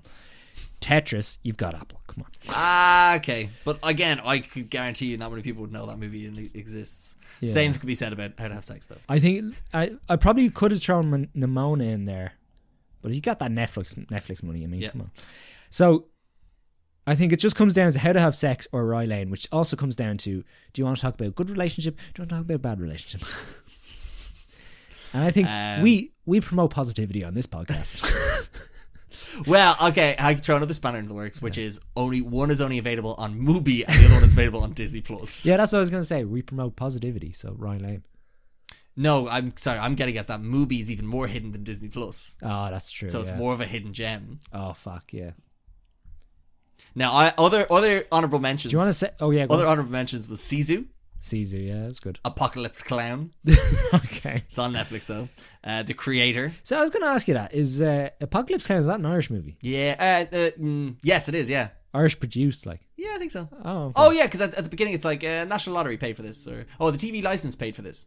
The TV license? Yeah. That was what they're paying for? That's balls, man. That's a fun time. Yeah. Dream Scenario had as an honourable mention as well. Yeah. And Are You There, God? It's Me, Margaret, which I don't think it's a hidden That's gem. not a hidden gem. I just had it. So hold on. Out of those, which one are you picking? Okay, give me a sec. Which one of these am I picking for hidden gem of the year? So I like hidden gems when I can be like, watch this, you're gonna love it. You've never heard of it, and it'd be easier for me to recommend Roy Lane to a load more people than How to Have Sex. I think it's just more like you've never heard of this, stick it on, you have a great time. So I think that is the essence of a hidden gem for me. It's something where I can just pull out of the back pocket where it's like, oh, Gary, you like movies? I'm like, yeah, dude, watch this. Bam! Yeah. You're gonna think Gary knows. That was my movies. thinking as well, because like as much as I'd love to promote How to Have Sex, it's heavy going. Yeah, like, no, it is, yeah. And I can't imagine it's for everyone. So we saying Roy Lane? Yeah, that's it, Roy Lane. Congratulations, winner of the Colleen Kuhn Hidden Gem Award. That's good. Yeah. Right, the next one. No breaks here. All gas, wow. no breaks. Okay. This is another one that's not on your little sheet there. Okay, nice. It's called... This is the last one, by the way. Okay. I already had 2 because we're here all day. This one's called They Don't Make Them Like They Used to. Okay. The nominees are Steven Spielberg for The Fabelmans, Ridley Scott for Napoleon, Michael Mann for Ferrari, Martin Scorsese for Killers of the Flower Moon, David Fincher for The Killer, and Wes Anderson for Asteroid City. So 2023 was a year for a lot of good directors phoning it in.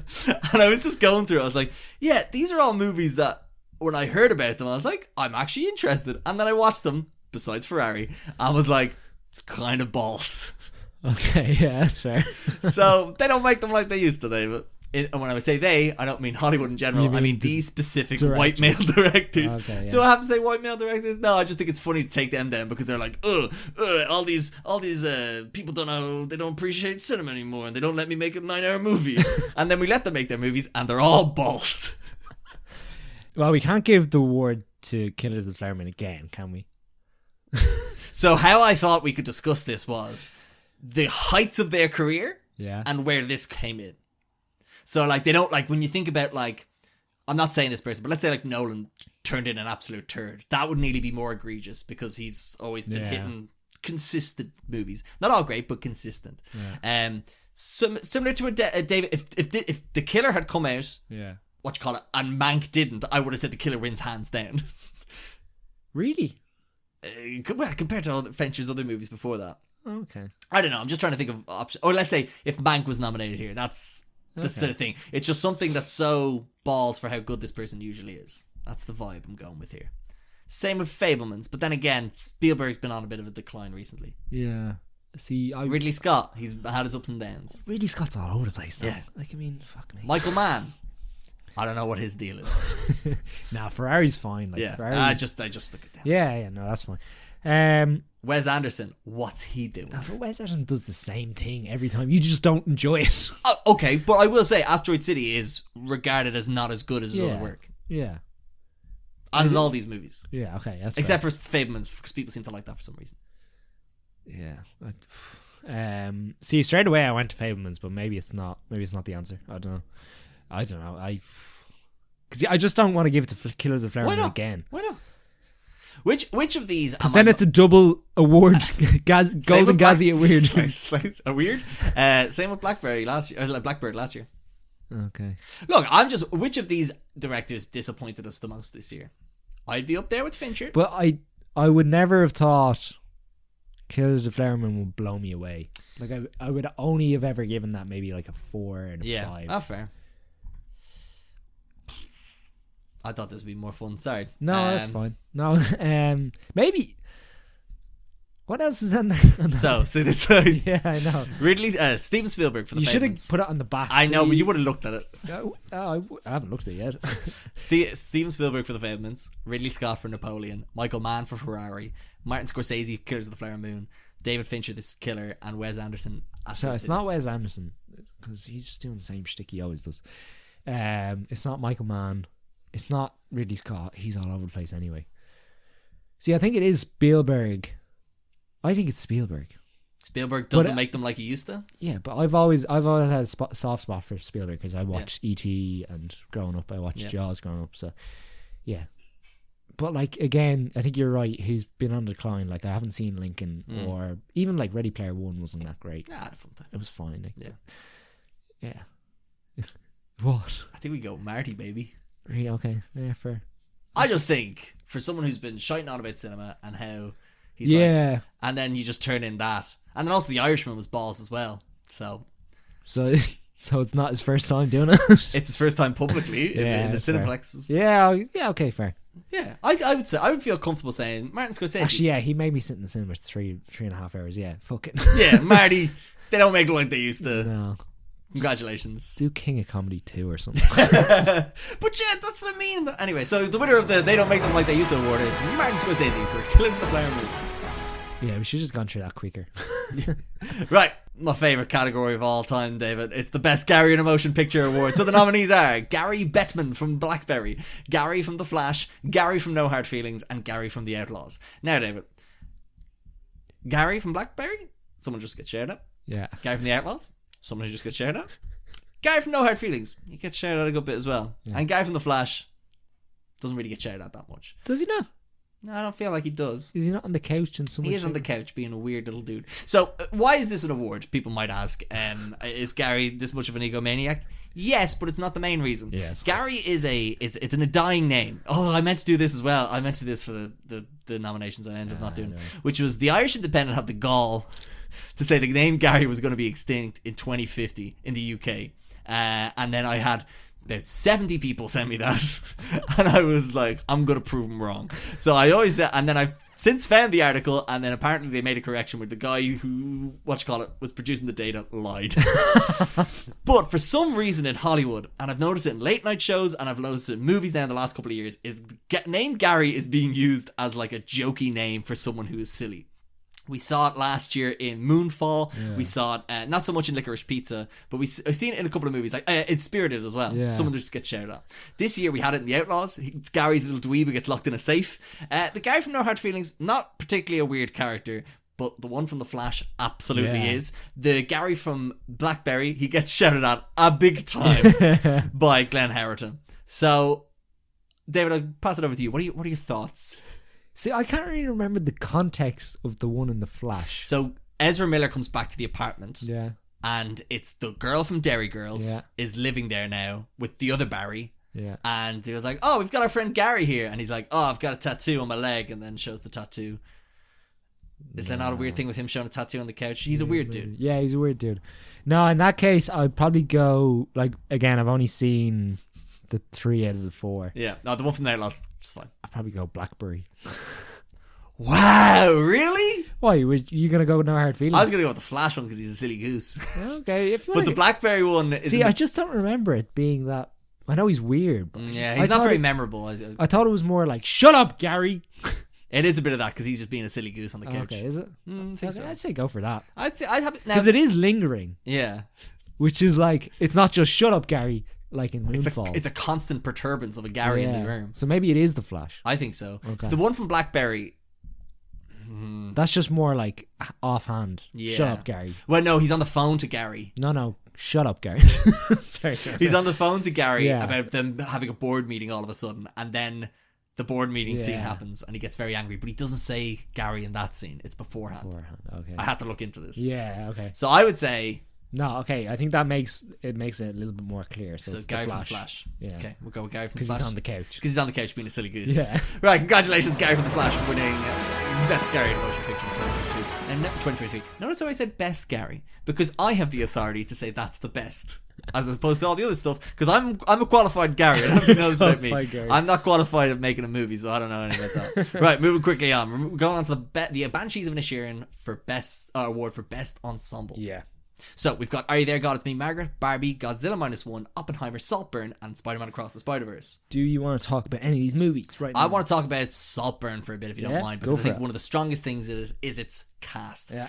Because you've got the unbelievably weird and creepy Barry Keoghan leading up the movie, just being such a weird little dude. He's mastered it so well now at this point, and I think Saltburn was truly his time to shine and reveal to us all his freakish nature and some other things. Yeah. I also think Jacob Elordi was great in it as a little entitled prick. Yeah, that's more concise than what I was going to say. I think Rosamund Pike and Richard E. Grant play an unbelievably dim-witted and buffoonish pair of British upper class large landowners. I also think Carey Mulligan's in it for a short amount of time as a character called Paloma and steals every scene she's in. There's an American cousin who's the actor's name I can't remember, but he's pretty good. Yeah. As is the sister character whose name I can't remember, but Alice Oliver. There you she's go. From Cork. What? Yeah. I didn't know that. Yeah, she's from Cork. Oh fuck! I would have put her in another award that I have later on. Yeah. Anyway, I thought she's very good in it too, and I just think the cast are unbelievable, and they all do such a great job at lending to the sort of the vibe of that movie. Just on that point, you can get rid of the 3 from the bottom on that award. Okay, so put her in. Okay, I'll put her in instead. Yeah. Okay, fine. This is for later on. But so Saltburn's cast, I just think incredible. Unbelievable, and like they all hit it out of the park. No weak link in it. Even the guy who thinks he could do any sum in his head. Yeah. Killer. I can't think of anyone who phones it in or takes away from anything in that movie. Yeah. I'd agree with that. You nominated Godzilla -1 here.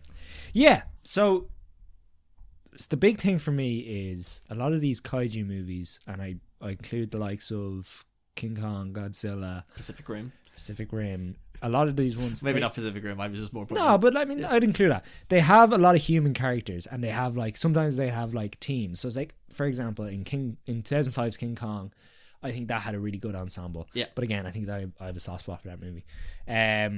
But then you look at something like Pacific Rim.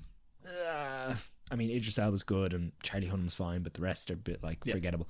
Whereas in this, I feel like and maybe it's probably a little bit kind of generic, but they had, you had the young kid on the boat, you had our main character, you had the old grizzled guy, you had the scientist, you have the general comes in towards the end, you have his love interest, the kid as well, the large monster. Yeah, you have the granny as well that lives next door and stuff. So, and I feel like everyone gets a good amount of time to shine, and the overbearing nature of Godzilla as an enemy brings them together, and is almost like a team aspect built in, and by the end you're really kind of rooting for these guys to work together to fight off the monster. And I really just like that whole concept of it, like, and just having a team of guys going out and dealing with these landmines like that. That's hard work. Yeah, like, so it's set after Japan's World War II, and they're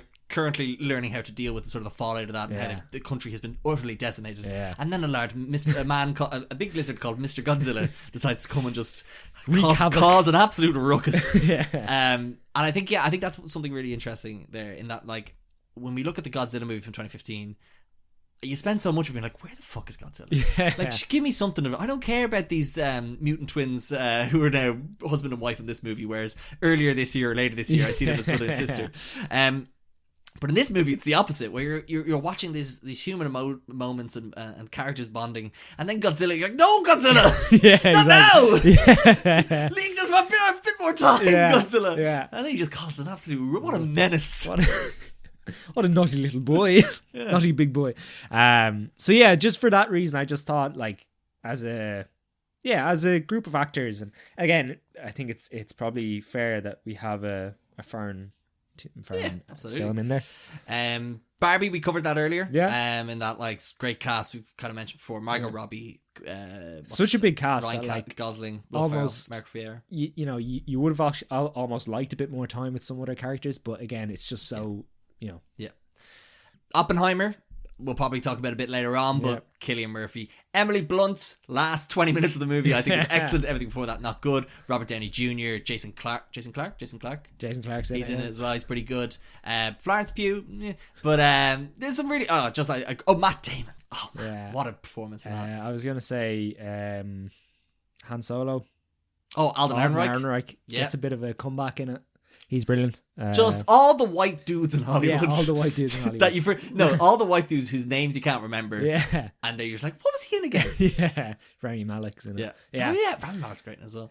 And then what else we got here? We got Spider-Man Across the Spider-Verse. We have all our friends back from the last one. Except for Nick Cage.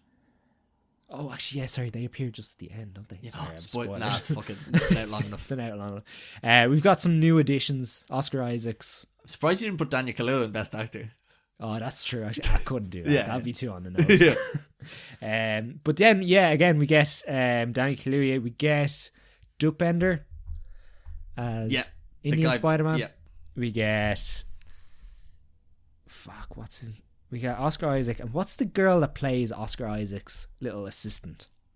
She's great as well. You ever looked up actors, like the cast of anything on Google? It's the worst, because it just gives you like fucking the worst. Anyway, sorry. Who we got here? We got Haley Steinfeld, Brian Tyree Henry, Lauren Vilas, Jason Schwartzman.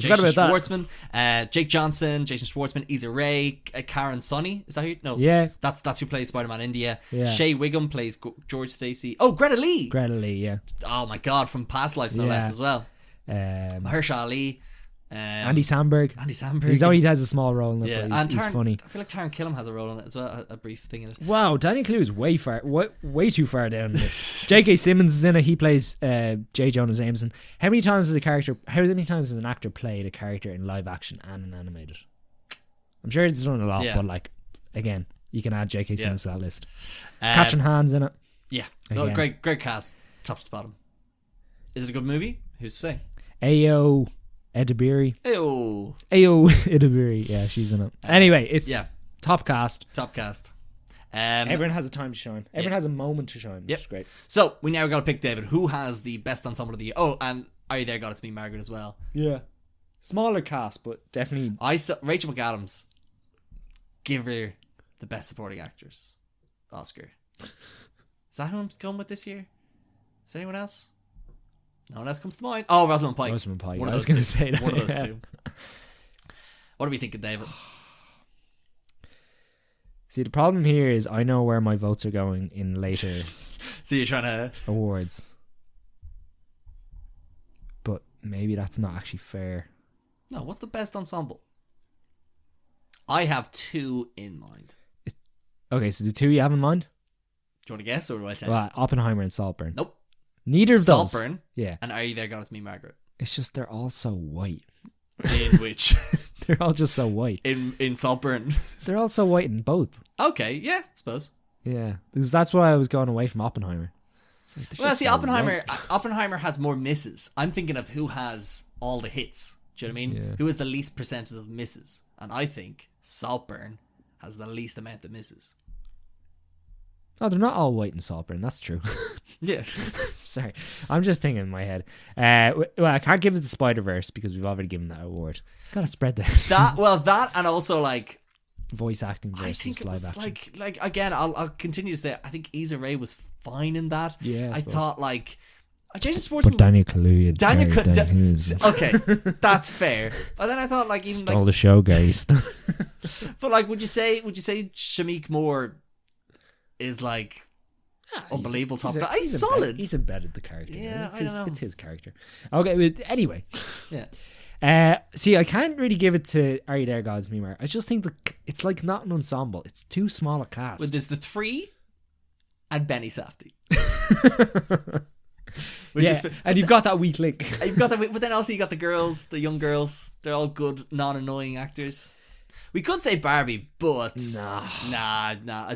My biggest thing is you don't get enough time, and I think fair enough you don't get enough time because it's Barbie's story. So Margot Robbie deserves. Also, what's Simulo and Ben Kingsley a deer doing? Like what's his name? I don't know. The guy from Secret Invasion. I know. Yeah. Him. They're bad in it. Bob Marley. Bob Marley's. Those guys are meh. I don't think they stand out in any way, shape. And then like, who are the other Barbies? Yeah. That's just whereas That's what I'm saying. They're just there. So I'm happy to exclude that. Same with Oppenheimer. I think there's some bright sparks and then just a lot of sea and meh in it. Really? Yeah. Who's meh? I don't know. All the white guys whose name I don't remember. All the scientists. Yeah, I think they're. Oh fucking yeah, Kenneth Branagh's men. He's only in it for like a minute. Yeah, although Albert Einstein's only in it for a bit and he's pretty good. Class. So they cancel each other out. Yeah. No, what about the bit where Benny Safdie gets angry? Is it Benny Safdie who gets angry? In Oppenheimer. Do you remember the bit where he's like, no? Yeah, that's fun. So that's good. They have that argument. Sorry, it's just... Do you want to give it to Oppenheimer? No, I don't want to give it to... I want to give it to Saltburn. You want to give it to Saltburn? Yeah, let's lock in Saltburn then. Okay, yeah. Sorry, I wanted to give it to Saltburn. Yeah, no, sorry. I was talking myself out of it. Okay, fine. Well, congratulations, Saltburn, for winning the Banshees of Inisherin for Best Ensemble. 2 movies in a row. Barry Keoghan back to back Best Ensemble Gazzies. Fair play. But speaking of Irish actors, David, we're getting into the Best Paddy in a Motion Picture. Now, so I had a whole joke of doing Best Gary, being a character called Gary. Best Pete being the best Pete Davidson performance, then I scrapped that, and then doing Best Paddy, but that's not a name of an actor or a character, but an Irishman or woman. So this is to celebrate the best Irish performance in cinema. So we're getting rid of D, are we? Oh, sorry, yes. No, D. It's written D on mine. So we're getting the third from the bottom out. Yeah. Okay, cool. Because I haven't seen that movie, so that's why. Yeah. Oh wait, that wasn't meant to be. Oh no! Who was that meant to be? Oh, okay. I'll read them. Okay, well, okay. I have Best Paddy in Motion Picture. I have Michael Fassbender for The Killer, Eve Houston, or you Houston. I've misspelled. Houston, yeah. I think I had a U2 joke. That's why. Okay. Barry Keoghan for Saltburn. I had Saoirse Ronan for Foe. Yeah. Then I had Cillian Murphy for Oppenheimer and Pierce Brosnan for Fast Charlie and the Outlaws. Now, what I've done is I meant to put in Paul Mescal and Saoirse Ronan, and then I remembered Pierce Brosnan was in movies, which is why it's alphabetical until you. It's right, yeah. Which is why Ronan is before Murphy because that's where Mescal was. Yeah. And I fucked it about. So That's what's so Pierce Brosnan's ruined it because I was going to do the Navin clip, but we stopped it. New year, new me. No more Navin clips. No, I think we'll stop the Navin clips. Okay. So we're swapping out Saoirse Ronan for Alison Oliver for in Saltburn. Cool, that's good. Happy with that. Cillian Murphy wins. Yeah, Cillian Murphy is the best actor. Moving on. I think he can just get through that. Well, what I will say, Michael Fassbender, great in a bad movie. I don't think it's that bad. I think you don't like perfectly average. It's fine. Yeah, okay. It's very mediocre. And Eve Houston, she's a fun time in that movie as well. Yeah. And we'll move on. And Barry Keoghan, a creepy little freak. Cillian Murphy is better. Happy to move on? Yeah. Right. Let's go. Now we're talking about the Colin Farrell Award for Best Actor. So we've got this is the one where I'm like, we need to rethink our lives because there's some weird people in here. We've got Glenn Howerton for Blackberry. We've got Sandra Hüller for Anatomy of a Fall. We've got Jennifer Lawrence for No Hard Feelings. Cillian Murphy for Oppenheimer. Joaquin Phoenix for Beau is Afraid and Napoleon, and Margot Robbie for Babylon and Barbie. We need to rethink our lives. Yeah. Why? We need to go home and rethink our lives. Okay, why? Are we missing people? I just think, I don't know, Joaquin Phoenix, really? Are we happy with that? But like he kicked ass this year in those two movies. Yeah. Like I don't think he was the problem in Napoleon. No, he was the best part in Napoleon. He was the best part in Napoleon. He was Napoleon. Yeah. And Beau is Afraid, he is a tour de force. I'm not even joking. I mean, it's true. He carried that 3-hour film. Another 3-hour film I love that 3-hour movie, yeah. Oppenheimer, Cillian Murphy, yeah, I think that's undeniable. He is that movie as well. Yeah. Same with Margot Robbie and Barbie. So with Margot Robbie, both like in Barbie she had to carry the whole thing, but then I think in Babylon she's a great side character. One of the best parts of that movie from both her performance and then also the emotional arc she goes on as a sort of a bright spark in the early 20s Hollywood, and then to see the both decline of the industry in a way, and then also her decline in being able to cope with that as well. Exactly. And then also she's in one of the best scenes in that movie, which is when they're trying to record sound for the first time. Yeah. Unbelievable. Incredible. She's great in that. Yeah. So actually I wouldn't put her in here for just Barbie, but Babylon definitely brings her up as well as like one of the best actors of the year. I put Jennifer Lawrence in here purely from I think comeback award, I think. Yeah, that's what it kind of is. It's like actor of the year, who came back and kicked ass this year. She did a movie that she didn't have to do. It's a bit below her, if I'm honest. Yeah. But she kicked ass, made it her own, and it's an unforgettable performance and makes the movie. And that's why I think, fair play to her, because fucking Mother was shite. Yeah. And I didn't watch the last two Hunger Games movies, and she was shit in Dark Phoenix. So this is back in the good books. Yeah, exactly. For Glenn Howerton, I don't think it was too much of a stretch in his acting chops to play that character. I agree. But the fact that he plays it dramatically instead of comedically, which is not what he's used to. Fair, okay. That's fair. And I think why I put Glenn Howerton in here for Blackberry is I just know in my heart he's not going to get nominated for the Oscar. Oh, yeah. And I wanted him to win until I saw May December, and Charles Melton is incredible. So I don't know if he'll win because it'll either go to De Niro or fucking Denny Jr. or Ruffalo or Defoe or something. But Charles Melton deserves to win, I think, based on the movies I've seen anyway. But Glenn Howerton deserves to be a close second in my opinion, because I think he is... David, I've said it once, he's a tour de force that movie. He's from Waterloo. He's from Waterloo. What do you mean? The scene where he goes, I'm from Waterloo. Okay, sorry. That's the Oscar clip right there. Okay. If you haven't watched Blackberry, watch Blackberry and get to the board scene with a guy called Gary, and one of the greatest lines in cinema history is uttered. And this is not hyperbole. I'm honest here in that's probably the best line delivery of the year, and that's why he's here.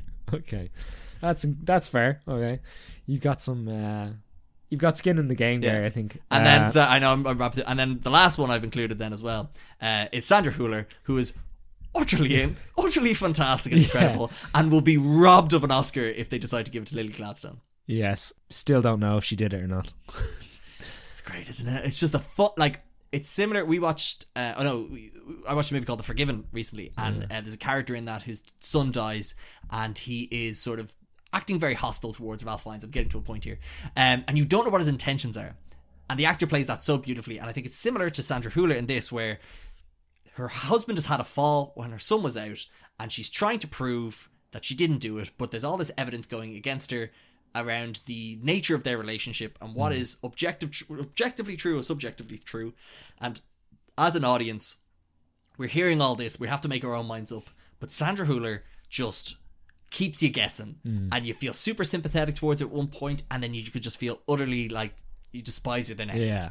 And she pulls it off so well. And not only does she do that, David, in one language, fucking three. She speaks German, French, and English in it. There's this beautiful scene where she gets frustrated in French and goes, I actually don't know the French for this. I'm going to speak in English.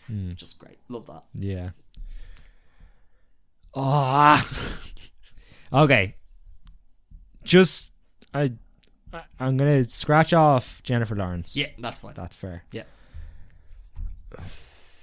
I'm going to scratch off Joaquin. I know you're... Yeah, no. I'll do that. Again, you nominated him. I was surprised at that. So I just think, like... Yeah. Two different types of work, two different characters. And also, I think he's had one of the better post-Oscar acting wins of anyone in the last couple of years. Yeah. Oh my god. I am going to... I'll get rid of Glenn Howerton. Yeah. I'll leave it to Murphy, Hüller, and Robbie. No, I'm not. I can't give it to Cillian Murphy. We've already given him an award. Okay. The best Paddy in it.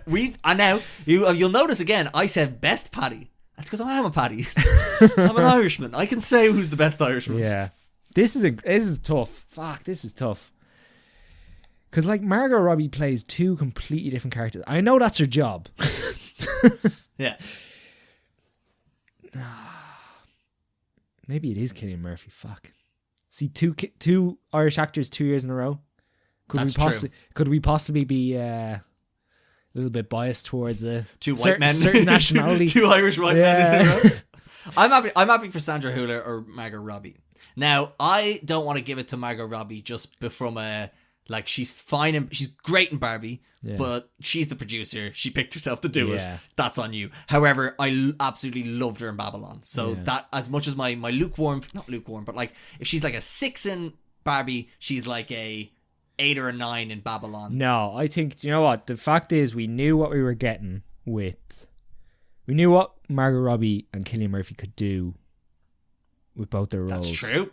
Whereas Sandra Hüller was such a Now, is that surprise. to us not knowing her previous work? Yeah, but I mean, like, how many people actually watch French cinema? Like, come on. Or German cinema. Like 10, Gary, get over yourself. Like 10.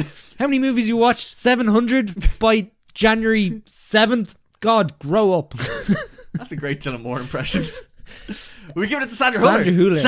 Sandy. Oh my God. Also, we've been terribly disrespectful to Anatomy of a Fall. It hasn't come up anywhere here. I know it's in two other... It's gonna win an Oscar. It's fine. Yeah. But yeah. I mean, okay, Sandra Hüller for Anatomy of a Fall. Congratulations for winning the Colin Farrell Award for Best Actor. But speaking of actors, we, like I mentioned before, we cut out the Worst Actor Award just because I felt like no one deserved it. And last year, Michael Flatley absolutely deserved it. But there was 2 years ago, we were doing the Gazzie Awards, not the Golden Gazzies. We were giving out awards every month, and we gave out an award called Worst Actor of the Month to a young gentleman called Regé-Jean Page. And I wanted to take this platform. That was in the movie Grey Man, yeah. Which is an appalling movie, to which he is horrible in. Now, David, I come out with a lot of ass on this podcast. I have a lot of hot takes that I've quickly disproven. But I think it's fair to say he actually knocked it out of the park in Dungeons and Dragons. Yeah. So I wanted to give him the Gazzie Redemer Award for he just killed it. Yeah. Fair play. That's perfect. Yeah, because it was a nice little role for him. Yeah, got to just play. Straight talking. And like, I just feel like it's a bit harsh to be that sort of judgmental and negative and about someone's work and stuff like that. So moving on to the Blackbird Award for Poovie of the Year, David. Which one of these hot pieces of poop was the worst movie this year? Okay. So was it Air, Ant-Man and the Wasp: Quantumania, The Equalizer 3, Fast X, The Outlaws, or Renfield? It's The Outlaws. So we've talked about most of them. I don't think we need to talk about any of the other ones. Renfield is here. That's an awful movie. And I think, but like potential wise, we could have got a lot better. I think it could have been Invisible Garbage, but I think when you think about an indie movie about Dracula and we're looking from the perspective of his manservant, like you're like that's a bit of a hard to make that work. So that's why it's gone to Poovie. Yeah. But I think potential wise and output, it's very very poor. But then again, it was expected to be. But something like The Outlaws, David, is a crime against humanity. I literally got a text from someone I used to work with, and I haven't spoken to her in a while, and she sent me a text of Rory Cashin's review for The Outlaws, and it goes, an action comedy romance that is not exciting, not funny, and not romantic, but it does have Pierce Brosnan doing his best Billy Connolly impression, so there's that. And she goes, this screams of Gary. And then I sent her my review, and I'm going to repeat it now just to explain why this movie's the worst movie this year. And last year I watched Sneakerella, Firestarter, I watched all that garbage, and I spared myself this year. But I indulged in something. I was like, you know what, it's on Netflix, it's got an native actor, Pierce Brosnan. How bad could it be? The review starts. Dear Happy Madison Productions, make as many bad movies with Adam Sandler, Kevin James, Rob Schneider and David Spade as you like, but once you start dragging native actor Pierce Brosnan into your shitty movies, you've crossed the line that you can never come back from and will be the target of my intense hatred until the heat death of the universe. Warm wishes, Gary O'Brien, Pierce Brosnan enthusiast and Guinness World Record holder, grudge holder. It's The Outlaws. The Outlaws is balls. Now, it could be that or Fast X, but I'm going to say it's The Outlaws. There was still some excitement in Fast X, yeah, I'm sure. This is appalling. There was also that thing in Rome, which is funny. Yeah. Yeah, that's fair. Remember there was the scene with the muffin in Fast X? That was abysmal. The bit with the muffin? Yeah, they go to see Pete Davidson and Han has the muffin and then that's never paid off. Yeah. That was balls. Not as bad as anything in the vegan cake shop shootout in The Outlaws. Were they eating cake? No. They didn't eat cake? I tell you who was eating cake. Fucking Adam Sandler with all that cash cha-ching that he's getting from Netflix for each movie.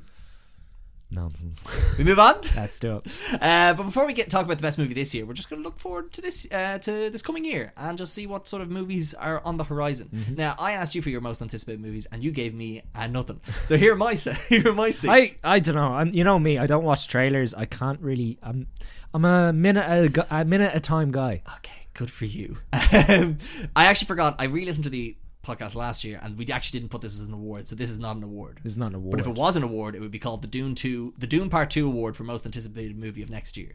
Cool.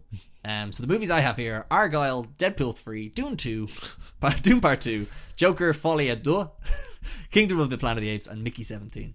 So Mickey 17 is the latest movie from Bong Joon-ho starring Robert Pattinson. Kingdom of the Planet of the Apes, going back to the ape lands and seeing what's going on over there. Joker Folie à Deux, it's a musical with Lady Gaga and Joaquin Phoenix, follow-up of 2019's Joker. Deadpool 3, a fun little multiverse crossover with Hugh Jackman back as Wolverine and they have to go and rescue the timeline or something. Argyle, one of the new latest adventure romps from Matthew Vaughn, starring superstars like Henry Cavill and Sam Rockwell and Bryce Dallas Howard and Bryan Cranston and Dua Lipa. But there can only be one winner of this, not award, but it's an award. It's Dune Part 2 again. Give me my Dune. I felt robbed when I didn't get my Dune this year. I've never heard Gary be so heartbroken when a movie was pushed. Honestly, I was distraught. I don't get annoyed when movies are pushed. I've said before, I can wait for a movie. I really want to watch this movie, David. Yeah. I said it last year that if this is as good as the last one, it's the best book franchise adaptation since Lord of the Rings, and I haven't been able to watch the second part of it yet, which means I'm just living this life of questioning and just in a sort of a purgatory of sorts. Limbo. I'm in a limbo, David, and how low can I go? I'll tell you, I've gotten pretty low about this. Yeah, I think we can't change our answer from last year. Sticks with Dune Part 2. Yeah. Okay, right, ladies and gentlemen, thank you for sticking with us if you have stuck with us, or if we're on in the background. Hello, you forgot to pause this. But we're going to talk about the Everything Ever All at Once award for movie of the year. So the nominees are Anatomy of a Fall, Are You There, God? It's Me, Margaret, Evil Dead, Rise, Oppenheimer, Rye Lane, Saltburn, Spider-Man Across the Spider-Verse, and The Creator. Now, why is Evil Dead in here? I hear you ask. Evil Dead Rise. I think we talked about it last year, in that isn't it good to have a list of movies that we can stand over, or we can predominantly stand over as have a watch of these, they're great. And that's why I've put Evil Dead Rise in here from a perspective of if you like horror, that's the best horror movie this year. So that's why it's in this list. And I'd stand by anyone could watch any of these and they definitely have thoughts. Yeah, that's fair. Does it help that it has an Irish director? Oh, sorry, Evil Dead Rise. David, we extensively on the podcast said that's too spooky for us. We're not interested. Too much of a spooky time. And then we watched it and I turned to you and like, what are we doing here? And I left with a big smile on my face. I had a great time with it. Yeah. It was a good time. Very straightforward. Evil spirit invades house. Yep. Oh, I'm not talking about it anymore. Go back and listen to the episode or watch the fucking movie. It's on Netflix now. we haven't. I suppose we've talked about Anatomy of a Fall a little bit. Very worth the watch. It is partly in French and German, but there's a lot of English in it. Predominantly English. Predominantly English. We've talked about Are You There, God? It's Me, Margaret. We've talked about Evil Dead Rise. We haven't talked about Oppenheimer. Or the creator. Do you want to talk about creator? Creator, you love it I more than I did. I had a great time with it. It's nothing, narratively, it's nothing we haven't seen before. It's not out of this world in terms of even characters or anything like that. What it is incredible visuals. And I think if Hollywood is smart, it will use this as a template to create a lot of films going forward. They probably won't. No. They won't bother because it didn't make any money. But I think it's a bit of a redemption as well for Gareth Edwards, not Evans. Gareth Edwards, after he was kind of, I know officially he wasn't dropped from Rogue One, but he was kind of dropped from Rogue One. But I just think some of the visuals in this are incredible. There is some moving bits between John David Washington and the little kid, and there is a little bit kind of in terms of like questioning your, kind of where we're going in the world and stuff like that, and the idea of I think it's important. Obviously, this year has been a huge thing about artificial intelligence and stuff like that, but the entity, but also there's been a huge kind of conflict about immigration and stuff like that, and I think that has a big part to play in this as well. So there, like, it's quite in depth in ways, but it's just, I think its main kind of draw would be for me is the visuals are incredible. Like, it's absolutely the sci-fi realism of it, and like just the world it builds. I think it's really, really interesting. When they're walking through a jungle, they're in a jungle. Like they're actually Gareth Edwards made a great point. Made a point of visiting these visiting these locations, and they flew all around the world. And like you said, it was very under budget. It was like 50 million. I want to say. And that's because he comes from a background of photography, doesn't he? And that he was able to plan out all the shots. So everything he had the visual effects artists on set, so everything he shot he knew would be in the final cut.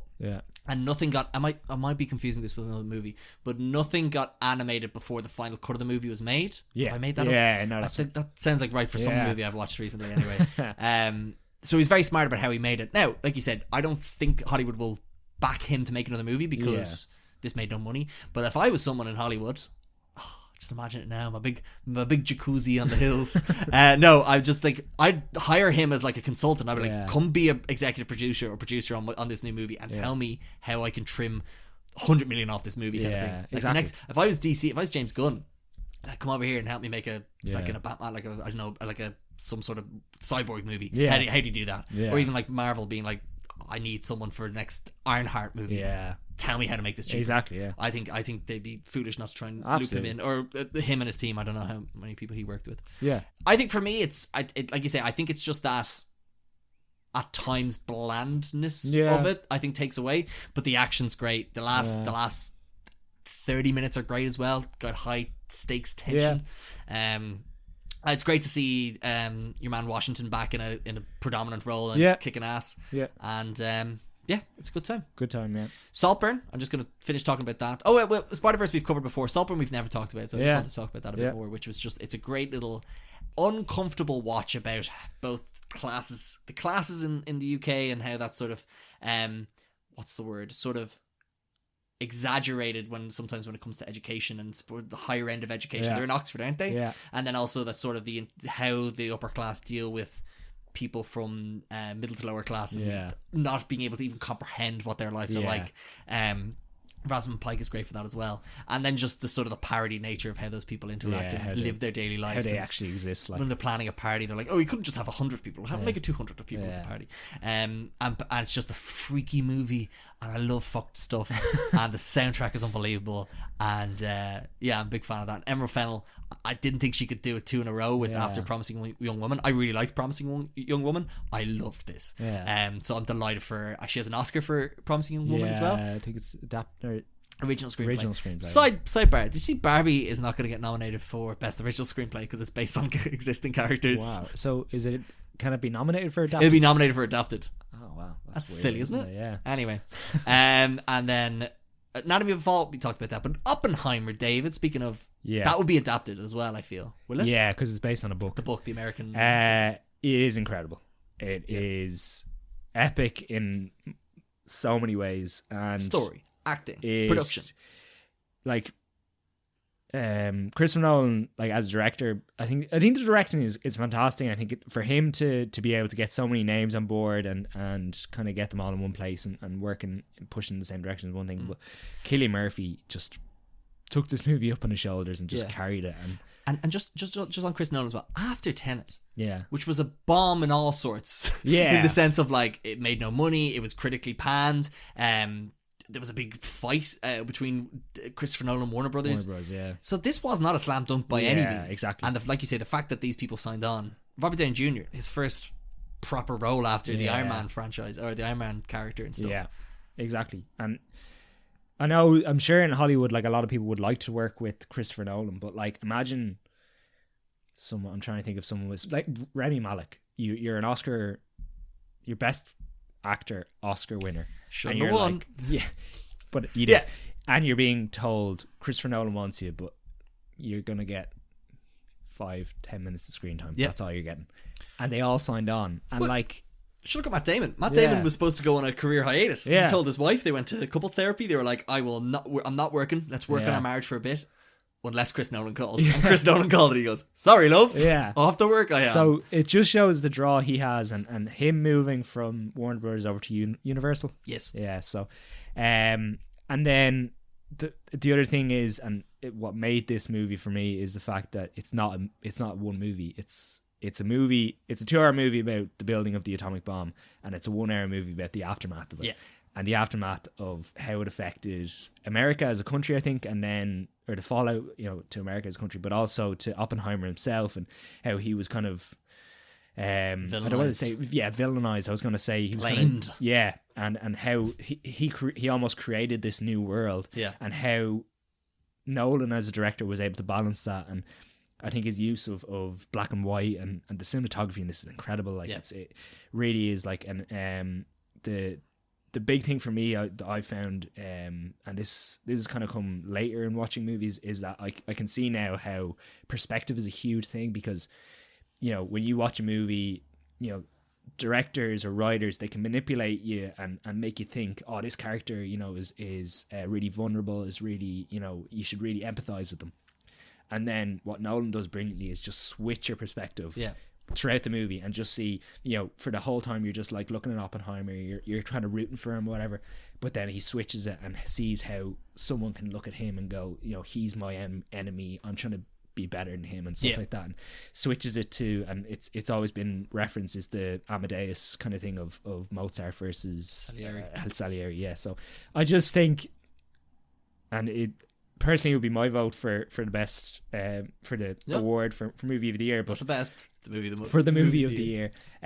Just in that sense, I just think it combined everything together. As we said, it was nominated for best actor, it was nominated for best ensemble. If we had a director award, I think it would probably be in there. Just everything just came together beautifully for me. I've said it at the time and I hated it when I had to listen back, but I'm actually going to say it again. It's prestige filmmaking. It's of all the movies I went to go see at the cinema this year, this one was the best experience, because it was actually, I could just feel everyone was watching it. I know that sounds like a silly statement, but I've sat in cinemas where I just know people are checked out, and you can just tell people are going to the jacks a lot, or you can see people on their phones, you can see people talking, even people looking at their watches and stuff. 3 hours, everyone's just glued to the screen. And this was the second weekend. This wasn't the first weekend. I'm glad. Still glad it didn't go the first weekend. But I just think it's a masterful movie put on meant to be watched on a big screen. I know that's the shite he always comes out with, but he's kind of right. And I talk to people and they say they haven't seen it. I'm like, I actually don't know if this would be good at home or not. I honestly just feel it's the movie just feels like it's meant to overwhelm you. And the best way to do that is in it with a big fucking screen.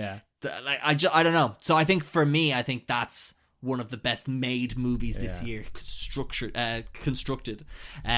So I still, like I said before, still think there's parts of the narrative I would change or maybe just remove.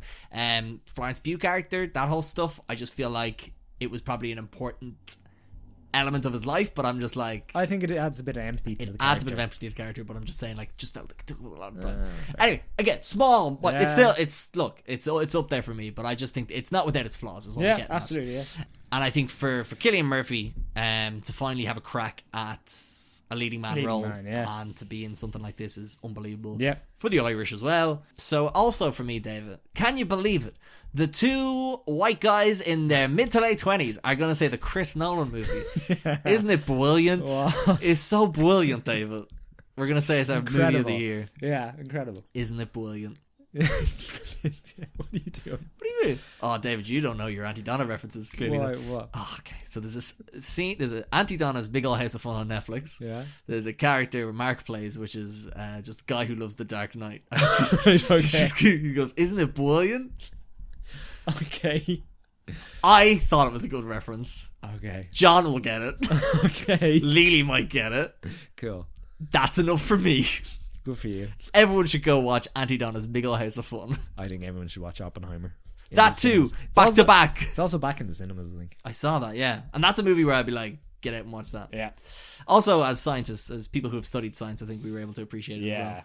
That kind of helps. Because it's very unapologetic in its science talk. It doesn't bend down. It's yeah. It expects you to understand. There we go. So anyway, the Everything Ever All at Once award for movie of the year goes to Oppenheimer. Congratulations, well done. Also, I want to say we predicted the Best Picture winner last year. We did. So who's to say we couldn't do it again? I think we should start putting some money on this. Well, we say that, but we gave Colin Farrell Best Actor and Brendan Fraser one. So. I don't think we actually expected Colin Farrell to win. I think we, in our hearts, I think we gave him an award. Yeah, I don't think we expected him to win. That's true. That's very true. Right. Well, that's the Golden Gazzie Awards for 2024. It's never as short as I expected to be. No. But again, we're talking about a whole year movie. Even though I saw like 40 less movies this year. 40 less? I watched like 100 last year. I watched like 60 something this year. New movies? New movies that came out in 2023. Fair.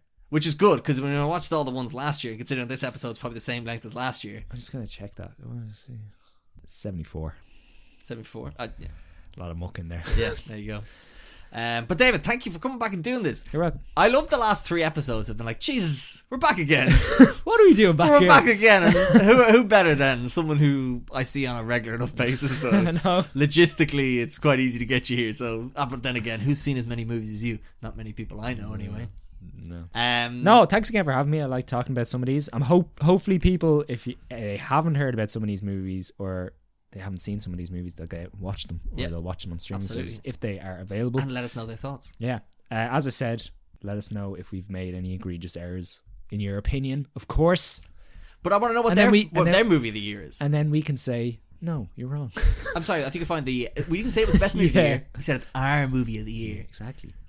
And if you want to be a part of the Golden Gazzie Academy, it is a tough process. There's a lot of stuff you got to do. You got to sign with blood. Yeah. But also, I only accept a certain type of blood type. Yeah. Those O negative fucks can get out of here. It's very rare. There you go. But no, David, thank you very much, and thank you to the people who listen to this. You're welcome. And it's very much appreciated. We might come back and do the month ones we were talking about. You happy with that? I can edit this out if you don't want to do it. Yeah, we'll see. Cool. We'll see. We'll see? Yeah, we'll go month to month. We'll see how we feel if month to a month. month deserves to be done. Okay. Because I don't want to have to talk about Madam Web. Oh, what do you... I can't wait to talk about Madam Web. I don't want to talk about it. Why not? It looks muck. I don't even want to see it. Then don't go see it. I'll see it, and I'll have loads to say. Anyway, February, locking you in.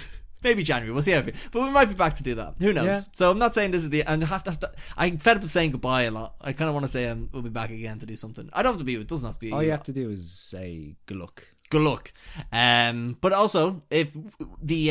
we'll be putting up more content on the Instagram at Reading of the Peers. And then also follow us on Letterboxd, David's DScanlon10.